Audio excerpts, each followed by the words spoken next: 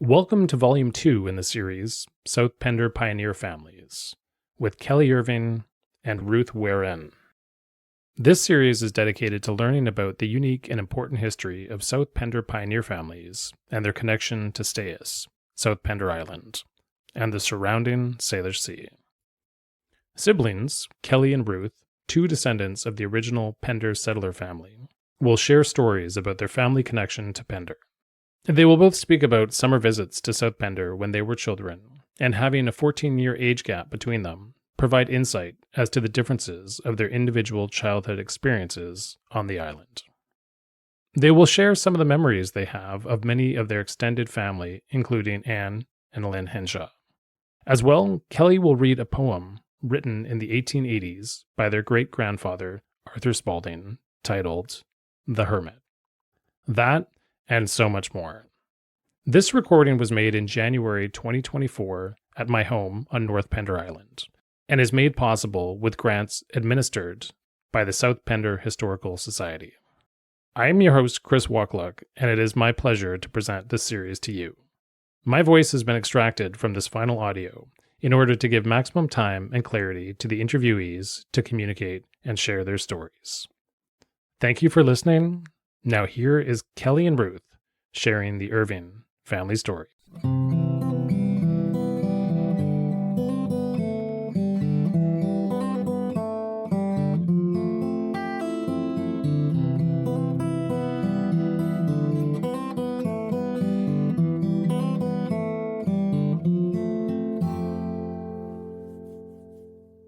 I'm Kelly Irving. I'm a fourth-generation Pender Islander. My great-grandfather was Arthur Spalding and married Lilius Spalding. They had several children, and my grandmother was my Granny B, Beatrice Spalding, and my father was her son, Wyman Bruce Irving, who is commonly known as Kelly Irving. My dad grew up on Pender, and my mom was from Sterna, and they met one another as children, but then re-met when my mom was working Port Alberni and my dad was there logging. So sometime around then they met. And yeah, so our family history goes back to Arthur on the island. And he came to the island in 1886 and had the farm in the South Pender Island Valley. And shortly after he came, I believe 3-4 years later, he married Lilius, who at that time was living in Victoria. And her father was Joseph William Mackay. So her maiden name was Lilius Mackay. And her father was a Métis fur trader with the Hudson's Bay Company. And he came out to the coast when he was probably around 14, 15 years old, worked at Fort Vancouver, and then he worked on ships. And then when they drew the border, he had to move to Victoria, Fort Victoria. And he had befriended James Douglas, who was the chief factor, the Hudson's Bay Company at Fort Victoria. They were both Métis. Maybe that was how they became friends. I'm not sure. But he worked in Fort Victoria for years, traveled up and down the coast. He had a talent for linguistics and had a family, several daughters. Moved around BC a lot. He was in Yale during the gold rush. He was up north. There is a book written about him. A fellow from Nanaimo, Greg Fraser, wrote a book about him a few years ago. The subtitle is A Métis Business Leader in Colonial British Columbia, which is a bit humorous because my dad always told me that he was a failed businessman. He started lots of little businesses, but none of them really worked out. Anyway, his daughter married my great-grandfather, and they farmed on South Pender, and eventually her sisters moved up they were living in California, and they moved to the valley also and lived in the valley. So my father's side of the family was centered in the valley on South Pender, and my dad grew up there. My grandmother and grandfather, my grandfather was from Victoria, Bruce Irving. And they divorced when my dad was probably around 11 or 12. And my dad spent a lot of time with his grandfather. His grandfather and grandmother basically became his parents for a number of years. And I take it that from what I've heard from my dad, that Arthur Spalding and my dad's cousin, Art Pender, were all very close. And grandfather Spalding wrote stories and poems to entertain the kids, pre-television, pre-radio. And I have copies of some of those, and the family has copies of those, and they're quite fun. They're full of fun poetry, funny little stories, sketches. Yeah, and great-grandfather Arthur Spalding, I don't know, we talk about the Spalding family legacy on the island, and everybody has a different version, I guess. He was a farmer. He was an artist. He was a poet. And I think what I and my father, I think, draw from that was the family history and his talents as an artist. And David Spalding, my dad's cousin David Spalding, wrote a book a few years ago called Put That Damn Mattock Away. And I think Arthur got tired of farming after a number of years, and that's why the name of the book, Put That Damn Mattock Away. He just got tired of the hard labor of farming, and especially during the Depression, it would have been really tough for the family, and he was getting older. But I think he really enjoyed his grandchildren and great-grandchildren and the family life on the island, and I think we all benefited from that the island connection. And my sister Ruth would have been a little more familiar than I with that, because she remembers great-granny and I don't. She had passed away by the time I was born. Yeah, I'd like to add that Mum was a pain from Saturna when she met Dad, and they used to go back and forth between the islands when they were young.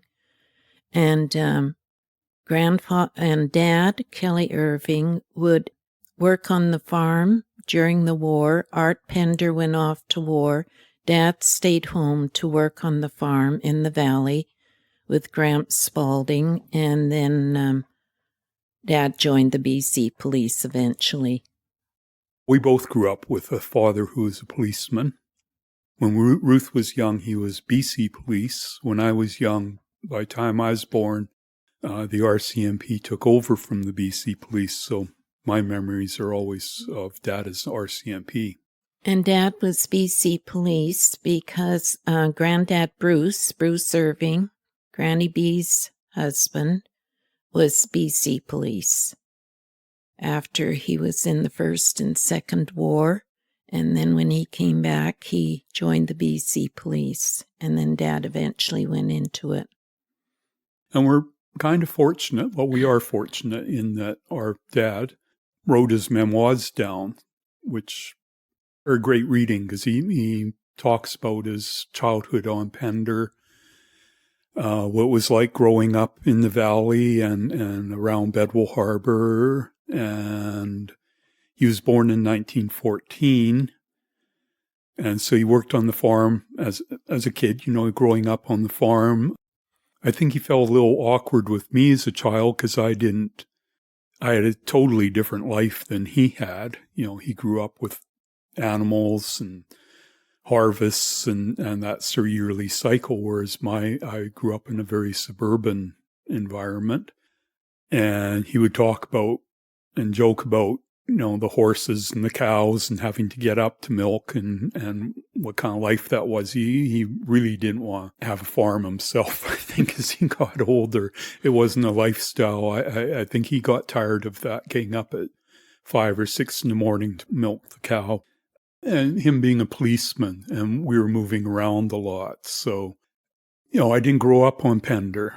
I didn't come to Pender until probably as around 5 or 6. And Ruth and I were talking about this because I couldn't even remember. I had reoccurring dreams of when I was in my 20s and 30s of what I realized was driving from Kelowna to the coast, driving through the hills, and early memories of Vancouver, urban environment. But I probably really didn't come to Pender until I was 5 or 6, and then we were living in Victoria for a number of years, 3-4 years, and we'd come to the island quite a bit. And at that time, the ferry was at Port Washington, and so it was a long drive from Port Washington to Gallant Point. And I remember it used to take so long to get to the cabin, because my dad built the cabin down Gallant Point, down from my grandmother's house. It'd take so long to get there, and then it was so great being there. Ruth would probably remember the cabin being built. That was 1949. And we were living in Maple Ridge at the time, Haney. And we would come over on the CPR boat from Steveston or Vancouver into Port Wash or Bedwell Harbor. And it was a log cabin, and Herb Spalding helped with it, and Jeff Jennings, Uncle Jeff. And we had a porch off of the cabin where we had the wash basin, and that was a very popular spot because we could hear the whales coming around Gallant Point. And early in the morning, you would hear the hissing and flapping, slapping on the water. And my memories of the summers that we came to Pender, to South Pender Island, we were able to run free. We were either on the water, rowing a boat down Tilly Point or over to Little Bay. That was a long row. And walking down to Bedwell Harbor. We didn't have a car at the time, a family car. So we were walking all the time, or up on the Golden Mountain. And Jeff and Hope Jennings had goats and sheep and a cow and horses, so that was great for Rob and I. I was 14 years older than Kelly, so we had the free run at that time, and spent many years up until probably 55 at the cabin on South Pender every summer.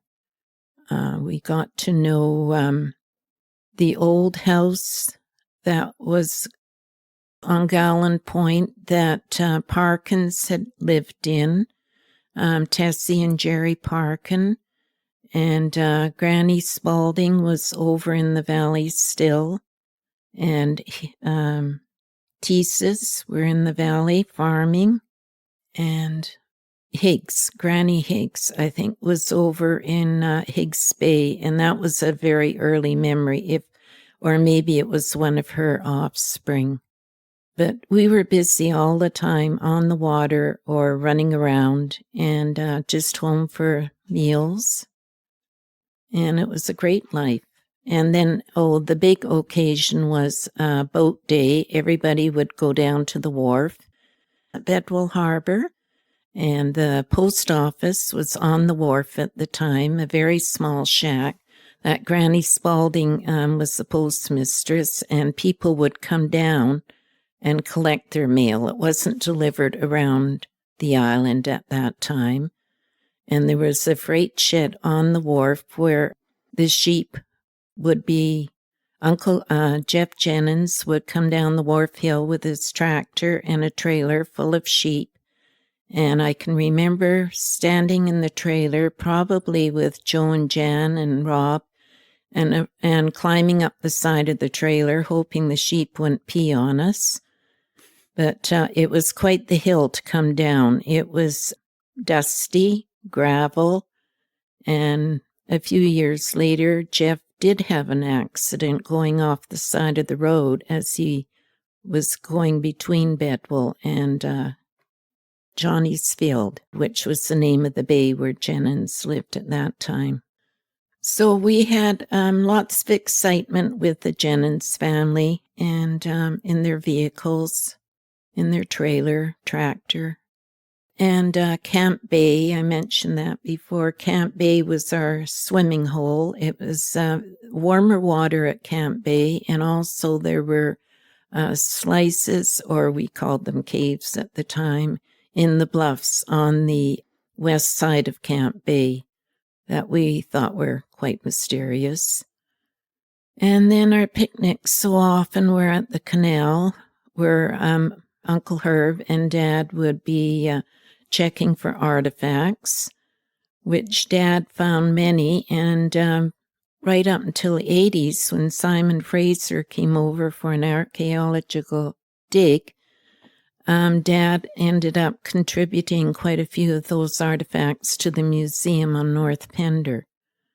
And when Uncle Herb and Aunt Wynne Spalding came to Pender, they had a small cabin from a logging camp up the coast that they put ashore at the canal. And I think that was the first time I met them, and that must have been in the late 40s, but I'm not sure.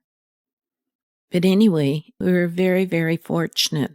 And the only car I can remember on the island at that time was Mrs. Craddock, who always had California plates on her car. And I don't know if she ever went down to California, but Jan Jennings and I often joke about that. And at that time, if people came off the ferry with Alberta plates, well, that was a no-no. Why are they coming here? We don't need visitors here from out of off the coast. And another thing that really intrigued us during the end of the war, there's an island off of Washington State called Skipjack. They used to bomb a little rocky island next to this island, and we could see the plumes going up from when they were bombing. We'd see the plane come in and then this plume of smoke. Yeah. Yeah, so my memories of the cabin, a little different because I was so much younger. We would drive all the way from Port Wash to the cabin, and then we'd just be there. We didn't go anywhere else, which in later years always struck me as so funny. I'd spend all my time either on the beach in front of the cabin, which is now, the cabin is on Trowley Dunn's property, and it's still there. She had the foundations redone and some work done on it, so it's stabilized. And I spent all my time on the beach, very little time at my Aunt Hope's, which was just over the hill. It wasn't until I was a teenager probably that I wandered around there with Barb Pender. I remember one day we went exploring. That was probably my first real introduction to the extent of the farm. We used to go up to Greenburn Lake once in a while to see the swans, which could be quite vicious. I remember being warned about the swans. You didn't want to get too close to them because they could attack you. I don't remember ever going to Brooks Point as a child, whereas Ruth's daughter, Kirsty, would go Brooks Point a lot to see the horses. Eve and John Smith lived right next door to Brooks Point, and they had horses. They'd run out there. And then Gowland Point. In my era, we spent a lot of time in what we called the caves. There were holes in the rocks right up high on the point, and we could sit in there, hide, and we'd read books or we'd fish for cod down below. Whereas the only time I'd go there is if my dad was fishing, which was probably when I was older. And I'm not sure why we didn't go around very much. You know, I'd spent a lot of time at my grandmother's. Usually when we arrived on the island, we go to my grandmother's right away. And my memories were sitting there petting her dog, Rufus, little golden spaniel. Because I was so much younger than my parents. They were almost old enough to be my grandparents. And of course, my Granny B was quite old, maybe even 60 when I was a kid. And my mom grew up in kind of a Victorian era on Saturna because her grandmother was very Victorian. The time when children should be seen and not heard. And because I was such a little chatterbox, I would hear that quite often.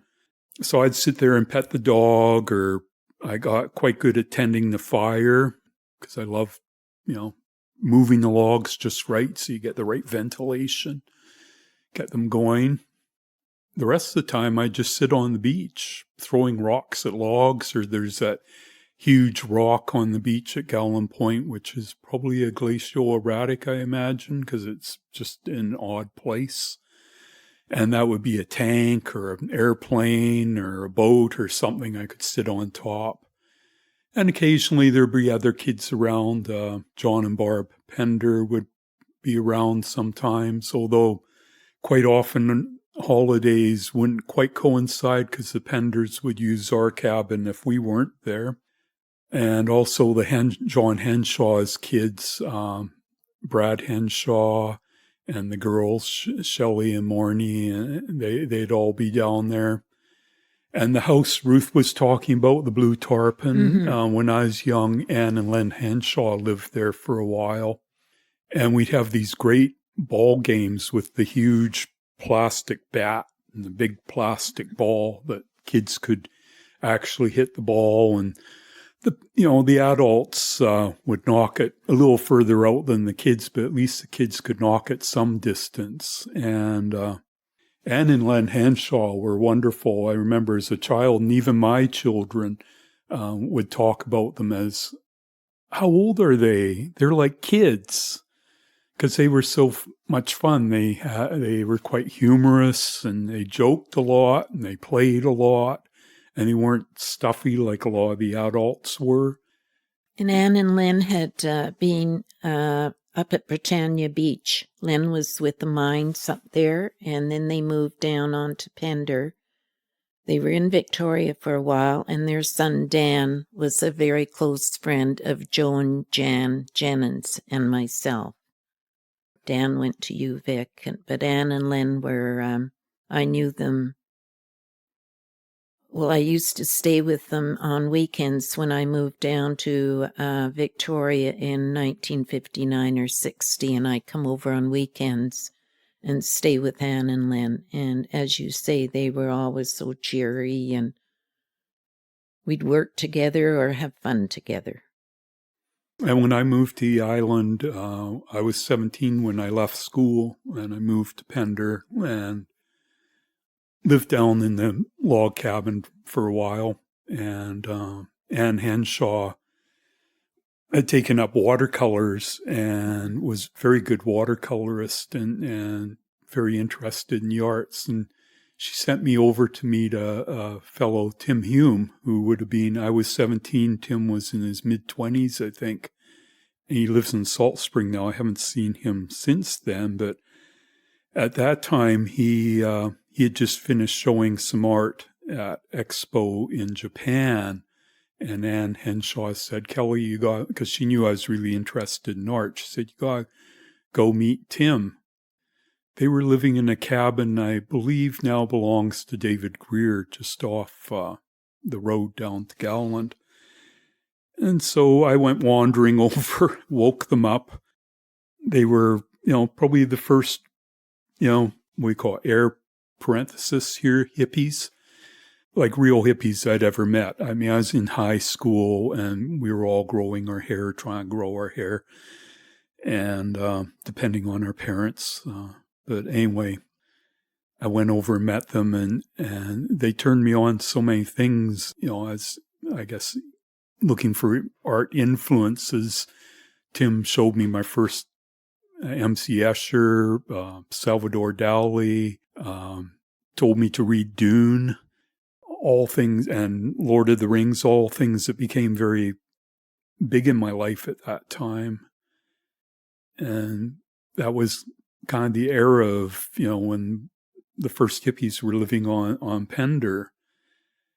And it was kind of a fun time, just kind of crazy. I mean, and there was that kind of generational divide, I guess.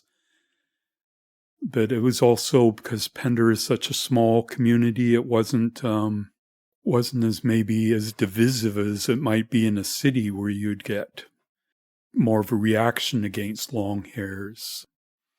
I remember, because I'd moved to the island when I was so young and came and went for a number of years.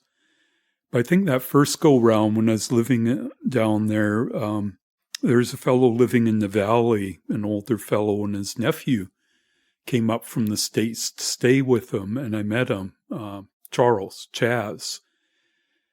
And he had long hair and a big bushy beard, and it turned out he was a army deserter from America. He'd been to Vietnam once, and they wanted to send him back, and there was just no way he was going to be sent back. And, I was still underage for drinking, but I guess because I was tall and had a bit of facial hair, they'd let me in the bar. And I remember going to the pub with Chaz one night, and they were just developing Magic Lake at the time. And there was a table of Magic Lake crew, and we sat down with them. For some reason, we sat down with these guys, and there's a few what we would call rednecks sitting there, and some kid from Idaho who was on the Magic Lake crew made some snarky comment to Chaz. And I don't know if he knew Chaz was an army deserter or if he's just being snarky, but this fellow pulled out a pocket knife and jammed it into the table, and he said, "Don't you talk about these guys that way. They're just regular people like you and me." And I was kind of sitting there open mouth, this redneck big farmer dude sticking up for us, and it was George Ross-Smith. And turned out George was one that had the farm on North Pender, the big farm where the wine family bought recently. And George was one of the first people who openly welcomed hippies to come and live on his farm. And for years and years, so many people lived on that farm. And it was kind of wild that this big, rough farmer who had a farmer's red neck and was pretty tough looking welcomed us onto his farm, and people lived there and came and went, and he was quite open. I guess there was a time there, different generations, like Ruth's generation and her summers on the island were quite a bit different than mine. And I lived on the island off and on when I was in my 20s and 30s, and then moved back in the early 90s, and have been here ever since. I think my first memory of Kelly on the island, or what sticks out, is when you were christened at the Church of Good Shepherd. And Bishop Coleman was the minister in his robes with his running shoes on, his sneakers under his robes. And we were all chuckling in the background. And I was terrified. I was howling. I think I was probably 6 or 7. Oh, yeah. It just scared the hell out of me. But that church had memories because Uncle Hubert, who was my great-uncle Hubert Payne, was the parson on Saturna, and then he would come over to the Church of Good Shepherd the odd time, and then he ended up in Victoria. And then I got married at St. Mary's in Oak Bay, where he was the minister. Yeah. But Bishop Coleman was quite the figure, and then here he was with his sneakers under his robes. So, yeah, I was christened in that church and got married in that church. And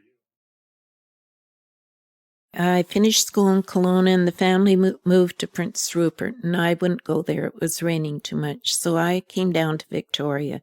Then I started spending weekends coming over to Pender, and I'd stay with Anne and Len Henshaw. That's when Danny and I became quite good friends, Danny Henshaw, and I remember Dan picking me up at Port Wash with his motorbike, and we were coming up Scarves Hill, and it was so dusty, we got off the bike, it wouldn't make it up the hill, and we had to walk up the hill, and then we finally got down to Gallon Point.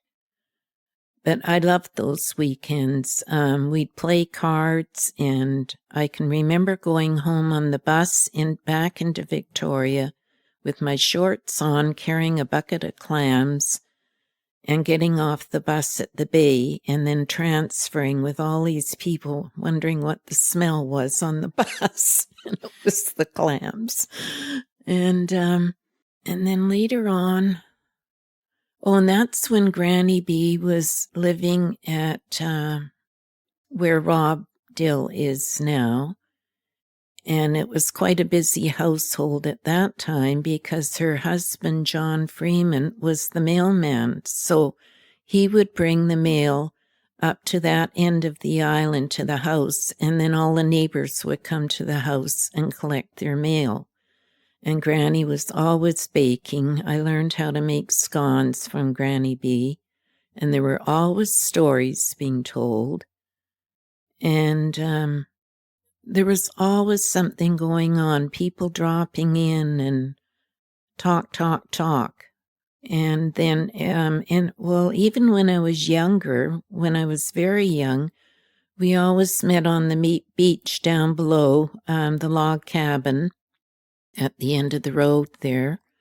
And it was tea time, and people would collect on the beach, and we'd have tea and treats. But so many of us would sit with our hands going through the pebbles all the time, looking for agates.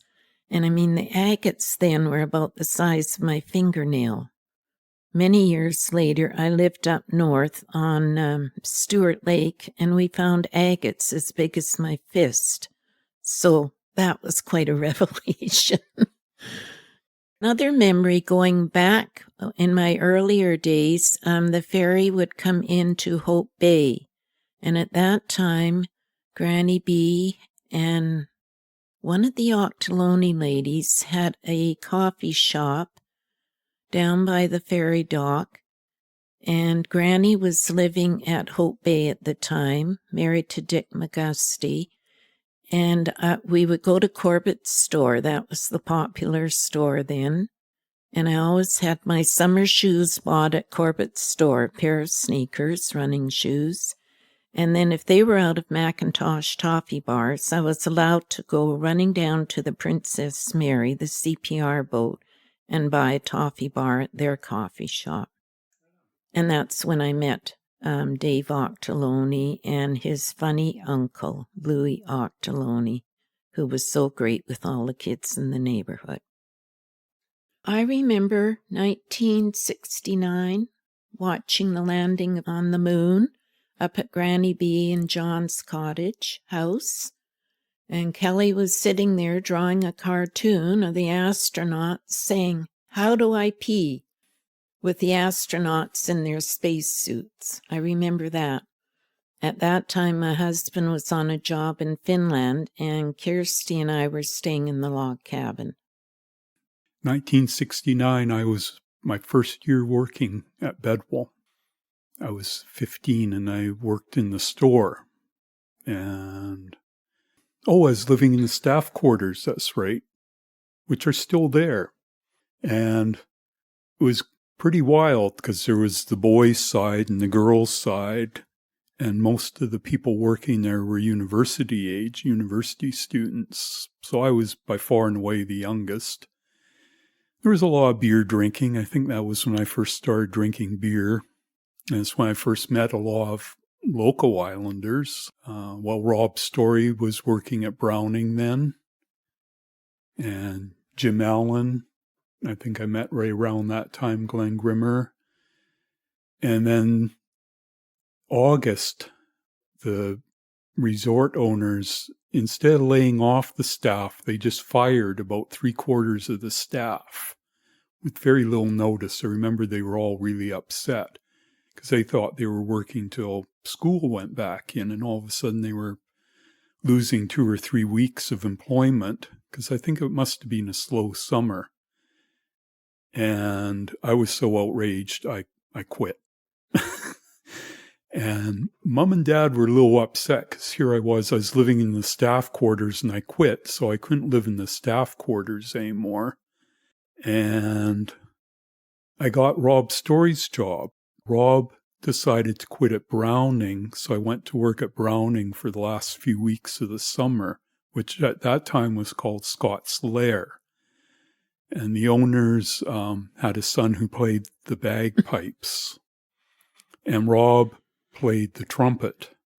And every evening they would go down to the flagpole, and Rob would play taps or something. They'd lower the flags, and then they'd go out in the dock. And I'm not sure if Rob played the drums or a snare drum, because Mark, the owner's son, Mark Dennis, would play the bagpipes, and they'd walk the docks, and it was a big thrill for the boaters.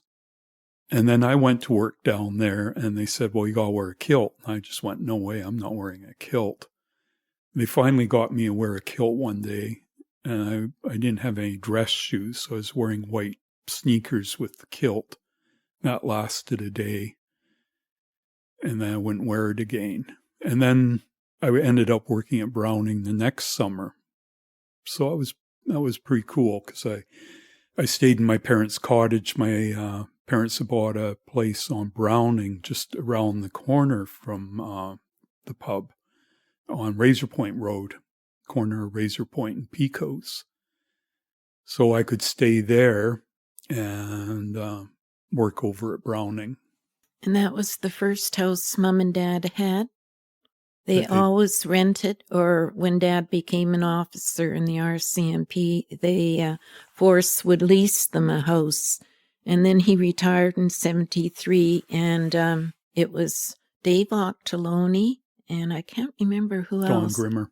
Right, that built the house at Browning for Mom and Dad, and there was a cottage beside it, which was great for the family for years, that we could come down and stay at the cottage. And great for me, because I lived in it numerous times. And Kelly, what year were you at Bedwell? 69, and then 70 I worked at Browning. Because previous to that, my brother Rob, who's 12 years older than Kelly, 2 years younger than me, was working at Bedwell. And that was under the owners then were Bev Trump and Stan Lettner, who happened to be our old neighbors when we were living in Kelowna. And they opened up the resort. That was the first resort down at Bedwell, I believe.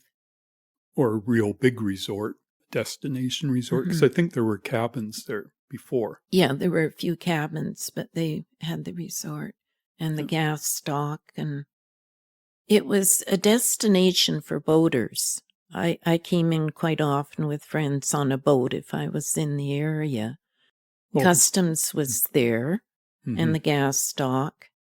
And then they had planes would fly in the odd time, too, and tie up, wouldn't they? Float planes, yeah. Yeah. Previous to that, there were huge buoys anchored, like they were big barrels anchored out in the harbor where the Navy ships would come in. Now, that was in the late 40s, early 50s. And when the Navy ships came in, that was quite something, because the crews, they'd have baseball games up in the fields across from the fire hall.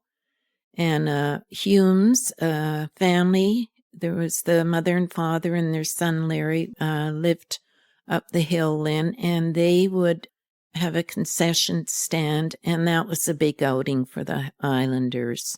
And that would have been the very early 50s.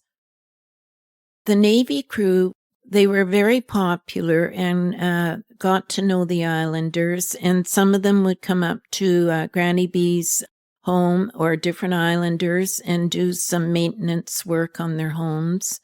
And then Aunt Hope had her birthday party in August, the end of August. And some of the crew would turn up at the birthday parties. Yeah, I remember them being huge events when I was a kid, because I'd get to stay up till 2 or 3 in the morning, which was very unusual. And the house was huge. Aunt Hope's house, Aunt Hope and Uncle Jeff Jennings' house, was a big log house, huge kitchen, dining area with a big living room next to it, looking out over the water. I don't know how many people would be there. Probably 100 or more people would be in the house for her birthday, including the Navy guys. And when I was a kid, say 7, 8, 9 years old, when we were living in Victoria, and we go, I remember at least 2 of those parties, maybe even 3. And of course, the adults would be drinking more and more as the evening went on, and it'd just get crazier and crazier. And Art Pender would be playing his harmonica, somebody be playing the piano, people would be singing, dancing. I remember my Uncle Jeff grabbing me one night and spinning me around till I just about got sick, flying through the air. But it'd go on till the wee hours of the morning, and I'd never stay up that late. Otherwise, we get back to cabin, which was just over the hill around 3 in the morning. And Bedwall, of course, there was the post office there. Granny Spalding was the postmistress in the early years, so there was a post office, and the steamships would come in there. And my dad, in his memoirs, wrote about when he was a kid, going down to collect the mail with his mother, my Granny B, and there was automatic weapons fire from over across the harbor from Wallace Point. And that was a popular drop-off spot for rum runners. They come over from the States, and they're the narrow coves that run in there. So it'd be easy to blast across the border, duck into one of these coves, drop a load, and then take off. And then the Canadian guys would pick it up from there. Or I guess the Canadian guys were dropping it off there. The Americans come over and pick it up. And what had happened was two bootleggers had appeared at the same time and were having it out, one with an automatic weapon. I think Dad said he went over there afterwards to see if there was anything to be found. And he told me years later, he said, for years and years, we believed there was a rum cache somewhere on South Pender that had been lost, and he and Art would go exploring, looking for it, trying to find the lost rum. It was like lost gold in the hills somewhere. And those rum runners, the Americans anyway, they put Rolls-Royce airplane engines in their boats, and they were screamingly fast. Mm-hmm. Quite a trade. Yeah, because there have been many stories written about that. Yeah. And then in later years, it became pot. They dropped bales of pot off Bedwall or Browning. I remember when I was probably in my mid-20s, a bale broke apart in Browning, and the beach was covered in pot. Yeah, Bedwall Harbor, when I worked there, 69, and probably a few years before that, because they had it since the late 50s, the Trumps. Yeah, I think it was 53 or 4. Yeah, so it was quite developed when I worked there. It was part of a network, a chain of resorts, and people because the customs was there, the customs dock, and then other nearest customs dock would have been Salt Spring. So John Wayne would come in on his boat. I never saw him myself, but I know because I wasn't on the docks, but I know a lot of people did see him. And I know other Americans that came up were the Kaisers from Washington State, and they would have maybe 3 boats, a trawler and a speedboat, and anyway, 3 or 4, and they'd come through, and everybody was quite intrigued with their boats, and then they were heading up north, up to Desolation or towards Alaska. Yeah. And there was the pub there, so it was party time on the boats and in the pub. I remember going down the docks, being invited on boats for a beer. It's pretty common. I got jerked off the dock once by a boater who threw me his line and then hit reverse and backed up suddenly and pulled me into the water. Not all the boaters should be in boats, I think. Bedwall has a history of strange and bad accidents, people crashing through docks and people hitting the seaplanes. And I remember years later, some woman running down the dock, I think it was the dock or the pool, stubbing her toe in a knothole and having serious damage. It was almost cursed. And of course, it burned down in the late 70s, I think, because it was after I had my wedding reception there. It was still the old bedwell, and it burned down. That was a huge story. A friend of mine's brother-in-law had his boat on the dock, and they'd actually told everybody to leave the docks. I think it was Halloween. It was the Halloween weekend. They'd had the big annual Halloween party, and then the next day or the day after, they say, okay, we're closing everybody off the docks. But this fellow had to stay. He had a sailboat, and the weather wasn't conducive to sailing away. So he stayed on the docks, and he got up in the morning, he noticed smoke coming out around the dining area. So he ran up to the payphone and phoned it into the fire department. And it hit the propane tanks fairly quickly, I think. So they blew up, and they managed to salvage a bit, but pretty much toasted the dock. And of course, there were rumors and stories of maybe it wasn't an accident. I don't think anything was ever proven, but there were some very suspicious characters hanging around at the time. Yeah, I don't think our family members, I don't think were very involved, but I knew people who worked at Bedwell and said that was, there's some odd characters hanging around that night. And then, of course, over the years, it's been rebuilt and torn down and rebuilt again. And then, of course, they uprooted because there was a village site there for the WSÁNEĆ. And they dug up a lot of bones, and, there's just some kind of bad vibes off and on. Pardon me, that was a problem too at one time, wasn't it? With Bedwell Harbor and the reserve, there was a beach there, and then there used to be the beach right in front of Bedwell, the clamshell beach, and then that became a problem later on when they rebuilt, I think, because of the artifacts, the archaeological facts there. That was a big issue. I believe they had to pay fines on that. But yeah, Hay Point. When I was young, we used to party at Hay Point, the reserve land, because it was right next to Bedwell. I believe there were probably generations of parties on that point. Yeah, because we used to picnic there. Mm-hmm. Whereas now it's, I've been there for land restoration projects with the Pender Conservancy and the WSÁNEĆ Tribal School and elders.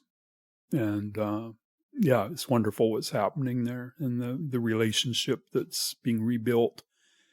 Because when our parents and grandparents, great-grandparents, they grew up with and had interaction with the local indigenous people from SÁNEĆ and from Cowichan and even to us, and, they'd come over, and from up island too. And I've talked to people that remember meeting Spaldings when they'd come over and do clam digs, and they would meet Dave Spalding or Herb Spalding or my Granny B, and there'd be an exchange of food. And when I was young, that really didn't happen. By the time I remember my dad taking me meet Chief Underwood, because he said, you got to meet this fellow because you're living on South Pender. And my dad taught me respect for Native people from quite an early age, because I was a fan of the Lone Ranger. And he said, TV westerns and movies are very inaccurate. And so he told me what was really going on. And so when I was a teenager and moved to the island, he said, well, I'm going to take you to meet Chief Underwood. But after that, I never really met any of the local indigenous people. They just didn't come over that much because their reef fishing was banned. So they weren't reef fishing. They would do a bit of clam digging. I remember occasionally seeing them collecting seaweed, sea lettuce. I lived at Roseland for a while, for one winter, mid-70s, and I remember them coming over and collecting sea lettuce off the beach, or you'd see them clam digging at the canal, and my dad would meet them quite often, my dad and my Uncle Herb would be down there looking for artifacts on the beach. And then, like Ruth was mentioning, Simon Fraser University came over and did a dig. And my dad and Uncle Herb would be down there a lot. I remember in probably 1982 or 3, being at the canal with Dad and talking to some of the Simon Fraser University people. And Dad's talking away, and all of a sudden he bends down and picks something up, and it was a libret, an artifact, and the Simon Fraser student was quite surprised. Dad had just bent over, picked it up, and said, well, here you go. You develop an eye for those things. Mm-hmm. Yeah, I know people today, a few people on the island can just walk along the beach and spot these things almost instantaneously. And I think that's part of island life. You grow up around here, you spend a lot of time beachcombing, and there's a lot of middens on the island. Yeah. And people tend to forget that, people lived here and fished and hunted here for thousands of years. The farm on North Pender, the Ross Smith and now wine farm, that used to be beachfront at one time. And when Victor Menzies was, I think, the first farmer on that land, he found all kinds of artifacts when he's plowing up the field, because thousands of years ago, there was a village site there. Yeah, I think because the island's so covered in greenery, there's a lot of things we just don't know about or we miss because trees are growing over them. Or going back to Bedwell Harbor, when I was very young, we were staying in the white cottages, we knew it, down on the beach, and I had put a night line out on the wharf, and the next morning I went out, and I couldn't pull it up, and so Dad and I went out in the dinghy with our dog, a big Irish setter, and we thought it was that the line was wound around the piling, but it was all of a sudden an octopus came up out of the water, and our dog jumped into the water and swam to shore, and we pulled the octopus in, and I've got pictures. We measured it, and I think it was 6 feet across. And then we said, well, it was too bad we didn't know any Japanese neighbors at the time where they were eating octopus. There were some on Main Island, but anyway, we threw it back in the water. It was the summer before we had the log cabin, so it was the mid-40s, no doubt. We were staying up at Browning Harbor then, and Dad's good friend Lyle Brackett had a home there with his mother. And we had gone fishing. Lyle had a boat with a motor in it, and we were off of Monarch Head, and Lyle had just bought a new fishing rod, and I caught the first fish on it, and it was a salmon. A big salmon. I don't know how much it weighed, but I was quite thrilled with it. But in those days, we used to row all the time. I loved the water. We were always on the water if we weren't running up a hill somewhere. But we would row down to Tilly Point, and that had quite a current, and over to Blunden Island, and we'd always have a hand line. And then right on the beach below Gower Point, we could just throw a line in. I remember in the evening we would throw a line in from the beach and catch rock cod. And that was in the early days in the 40s. Whereas I hated fishing. It was so boring. Lyle Brackett, we'd go out with Lyle Brackett or Granny B's husband, John Freeman. And the motor would stink, an old stinky motor. And it'd take forever to get out there, and then they'd slowly go back and forth along the shore, back and forth, and you're lucky if you caught a fish. But then I was fortunate because Mum's father and my grandparents that lived in Deep Cove on Mum's side had a boat, the Sea Thrift, and Mum and Dad were allowed to use it the odd summer, and so we could get around the islands in that. They had come from Saturna and retired over in Deep Cove off of Sydney area. And when Dad was building the log cabin, Daryl Georgeson was running a boat through the islands at the time, and that was such a treat. It was, it would be like not a fish boat, but the size of a small trawler. And he had a dog, and we loved going with Daryl. And he took us into Sydney for building supplies at the time. Mitchell and Anderson had a lumber company right on the shores of the Port of Sydney. And Daryl was very well known, an old family on the islands, the Georgeson family. But that was his profession, running around from island to island, taxing people and cargo. And what I really miss would be the when inter-island traffic was free. You could go between islands for free in the 70s. I still have my Gulf Islands residence card that you would show so you could get your free inter-island travel.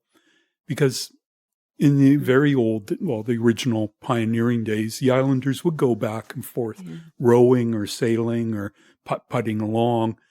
And then, with the ferry system and having to pay and then the ferry schedule, I mean, now to go to Salt Spring, as you know, is really difficult. But when I was living here in the 70s, one of my kids, my second daughter, was born on Salt Spring because it was so easy to go to the doctor on Salt Spring or to go grocery shopping on Salt Spring because you could get food there you couldn't get on the island. And now the islands are so isolated from one another. It's really too bad, that sense of inter-island community.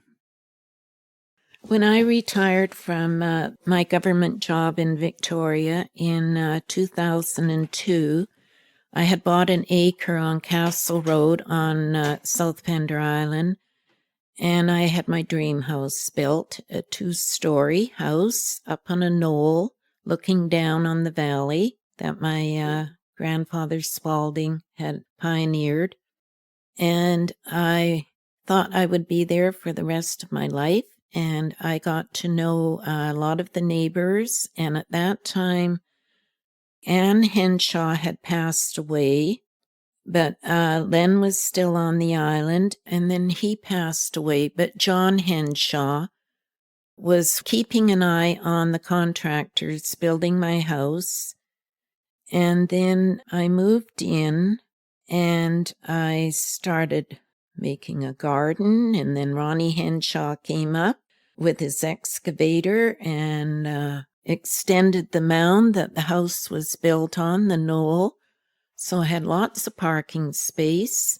And I got to know people very well. Some of my neighbors. I was in the exercise class at the fire hall, and I was doing Meals on Wheels that was running out of the driftwood. And one of the highlights was the bird count. I think it was Christmas time. It was in December. And I would do that with John Henshaw through the valley. Anyway, I really enjoyed my time, and I would have stayed there for the rest of my life, except my daughter, Kirsty, and son-in-law, Judd, had a baby, Lena, so I went back to Sydney so I could be there for Lena growing up. And I was only in the house for 2.5 years. And I really enjoyed meeting the fellows that were building it and keeping an eye on it. And I do miss the island. I miss the house. But I will end up in Sydney for the rest of my years. Mm-hmm. I think Pender feels, or at some point in my life, Pender felt like home. I know for sure when I was finishing university, I came over. Now, I went to university as a mature student. I went to UVic. So I would have been in my late 30s. And I came to work for Salish Construction one summer 92. And I'm pretty certain I remember being on the boat coming into Otter Bay and going, Pender is home. I just want to stay here. Because before I'd come and gone, I moved here in 71 for a year, and then I was here in the mid-70s for a couple of years working for Pender Island Lumber and Freight. And sometimes I'd stay for a few months, sometimes a year or two. And it was always a question of work, having steady work, or as I had a family and needed to work more and more, or just, school, stuff like that. So I was away from the island for probably almost 10 years at one point, where I wasn't living here. But when I came back in 92, I just went, this is home. And I think part of that was because with Dad being in the RCMP, we were moving every couple of years anyway. I went to 12 or 13 schools before I graduated. And that's where Kelly and I differ. I had 2 schools, Maple Ridge and Kelowna. Poor Kelly was from BC to Alberta to Manitoba and back. Yeah, back and forth. And so I came in the early 90s. So it's been like over 30 years I've lived here. And I love the community. I love the nature here. I do get a little tired, especially as I'm getting older now, the humidity and the cold in the winter. I can see why I just got back from the American Southwest, and I can see why people go there in the winter because it's nice and warm and dry. But I think the community on Pender's pretty special, and the islands, the Gulf Islands as a community, it's a pretty special ecosystem. And I really like what's happening with the connections with the WSÁNEĆ and other Indigenous people in this area. The connections are being rebuilt, and people acknowledging that, like my family's been here 4 or 5 generations, but, there are people living here for thousands of years who really had roots here. Now people are acknowledging that maybe, they knew how to take care of the land. And I guess as I get older, I, remember, like a lot of people getting older, you start remembering things from your past and less of what's going on right now. I've got a terrible short-term memory. But I was having a conversation with a friend recently, and he reminded me of we had this, it's kind of a joke. It was a joke organization called SPILL, SPILL, South Pender Island Liberation Army. It was dreamt up over a bunch of beers and probably a little bit of pot. Can't remember the exact circumstances. I remember vaguely some of the people who were there. It wasn't all just youngsters like myself. It was kind of a mixed crowd of people enjoying beers. And started joking around about liberating South Pender from North Pender. I guess Magic Lake had been developed, and we didn't want to see kind of that big subdivision aesthetic coming to South Pender. So we thought, well, we'll liberate South Pender from North Pender. And of course, the only way you can liberate it is take the bridge out. And one of the group had some experience with dynamite and such, so we talked about that. And that progressed to the Bedwell Harbor Resort, which we, I don't know what the word would be. I guess we disapproved of it. It was blight on the landscape. I mean, it was a jolly place, and we all went there to drink beer, and it was open in the winter and provided groceries and this and that. But there was some dissatisfaction with the place, and this fellow who had experience with dynamite said, well, there's one main beam under the dining room, which at that point was up on the hillside above the pub, which was right on the edge of the beach. And he said, if we took out that beam, the whole dining room would slide down the hill and take out the pub, and that would essentially be it for Bedwell. And this was an ongoing joke, and at some point, some folks in Vancouver who were friends of friends had a silkscreen operation going, and they made us up bumper stickers that just simply said SPILL, the letters SPILL, nothing else. And so a bunch of us all had these bumper stickers, and I guess word was getting around, and I was 17 at the time, and I could go to the bar, and they told me I couldn't go to the bar anymore at Bedwell. They said, "Nope, you're not welcome here anymore. We heard about you, planning to blow the place up." And I just went, "Okay, fine. I guess I'm underage anyway. I shouldn't really be here." They knew that too, because I'd worked there when I was 15, so they darn well knew how old I was. And it was just a joke, and it just got taken the wrong way. And it's funny how that is, and how people's attitudes. People will pick up on things like that and hold it against you. And I was lucky because my dad was from the island, my mom from Saturna, and I had a heritage on Pender, so family heritage, and people would hire me or give me a home because of that. And I guess they would look past the long hair and the scruffiness and the unbathedness of me when I was living in my dad's log cabin. And they would give me a job. I worked for Alan Brooks for a long time and did his gardening. And my dad's cousin John Spalding gave me a job working for Spalding Sanitary Services, running around his truck. And he would bug me about my hair and call me Goldilocks, but it was all a big joke. And it was a great job. We just scuttled around the island. And it was 1958, I think it was, international. And those same people that created our bumper sticker for Spill created him a fantastic calendar of a polarized photo of he and his wife Marilyn and their garbage truck, and made this really hip-looking calendar, and it hung on his wall for years and years. I believe it's still in the house, the Spalding, the big house they call it down the Spalding property. And so I think I was accepted just because of my family, and it just really would annoy me that people would come down on other people just because they had long hair or were scruffy, and I continue to see that today, in that people will talk about the dirty kids or the scruffy kids or the kids with their dyed hair or their funny haircuts or whatever, and they'll put them down, and I'll just turn around and I'll say, "Hey, look, man, these are the people that cut your lawns and dig your ditches because you can't do it and no one else is willing to do it. And if it wasn't for them, who would do it?"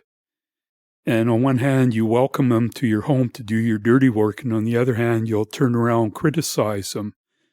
They're just young people who love the island for whatever reason and looking for some work to get by. It's, they could be living in the city but they're not. They're here in Pender, and they're hanging in there. So the whole problem with affordable housing, that bothers me, that there's no housing for the workers on this island. When you see so many people coming from Vancouver Island to do work, because there just isn't housing here for the workers, and you end up with a whole bunch of kids living in one house because they can't find houses, or living in their parents' trailer or whatever. And the way Pender's becoming South Pender and Pender in general, it's the same old story. It's no longer rural. It's becoming, and I divide the two words, suburban. It's like divided up, clear-cut, messed up. And then, they turn around and sell their property and it's a mess, and somebody comes along and has to replant it and restore it. I read so many stories in newspapers about people saying how good it is to get out and bathe in the forest or swim in the ocean. These are all things that make us healthy and happy, and yet people come over here and they want to look like the prairies. They just want to get rid of the trees so they have a view. This is Pender. This is nature. It's the way it goes, and go with it.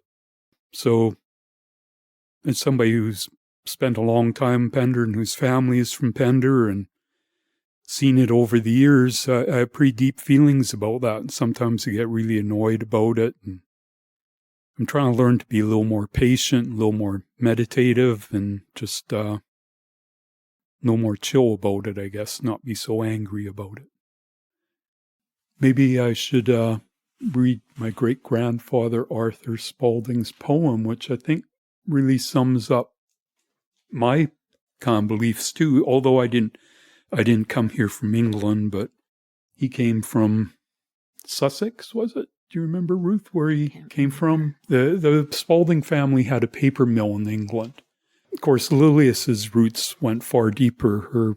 Her dad and that side of the family go back to Swampy Cree in northern Quebec, so her feelings were probably even stronger. But Arthur loved writing rhyme, and my Granny B loved writing rhyme, and my dad, and even I occasionally write a little poetry, so something goes on in the family. So this is from a Gulf Islands patchwork, which our grandmother B. Spalding edited, put together in early 60s, 61, I think.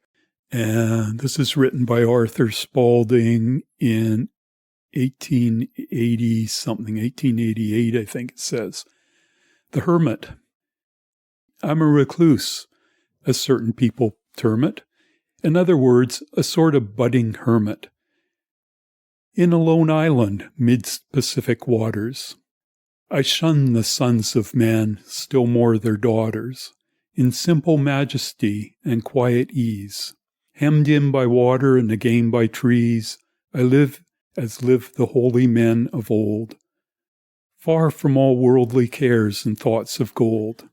Such duties as recur from day to day, to find that hog, to give the oxen hay, with fearful oath to drive the team afield, to swing the axe, which none but I can wield, to kill the sheep when pangs of hunger seize, such modern duties only serve to please. Perchance you'll say a hermit nowadays scores next to nothing, scarcely praise. The days are gone for monks and holy brothers, and hermits may be damned as well as others. Granted, you're right, and settling that aside, on creature comfort will the case decide. No starchy cuffs, no stuck-up collar's eye, no studs to fasten, no confounded tie, a hat that's some the worse for being crushed, clothes which improve by never being brushed, boots which never felt the boot-black's skill, and which I wear or do not wear at will. No calls to pay, no parties to attend, no money in my purse, so none to lend. No church to go to, no confounded tribe of parsons with their watchword, please subscribe. No one to say, oh Arthur, what a mess. What ragged knickerbockers, how you dress. Supposing Mrs. So-and-so should call. And are you really smoking in the hall? Past are those troubles far from social strife. The hermit cottons to his lonely life. Pals of my youth, it's possible that ye, when stuck for what to think of me, and in your pleasing manner wonder how the deuce old Spalding likes his life there now. Spare me your pity and believe it's true, you wretched beggars, that I pity you. Island I think life. he liked being a hermit, because I remember Granny Spalding went down to California and stayed quite a long time for a little trip. And then I remember meeting the great aunts who had a place up near Castle Road, going up to Castle Road, the old aunt's place, and then they moved up to Duncan. And Ruth knows that I keep up the hermit thing because when she lived on South Pender, I think we visited twice. She would phone and say, why don't you come on down? I'd go, oh, it's such So a far. long drive. It's across the bridge. Yeah. Thank you very much to Kelly and Ruth for doing this interview. This interview and the entire series has been made possible with funding from the Capital Regional District, the Pender Island Community Resource Center, the SÁNEĆ Leadership Council, SÁNEĆ School Board, the Pender Islands Museum, and the South Pender Historical Society. Thank you to all these organizations for contributing to make these recordings possible.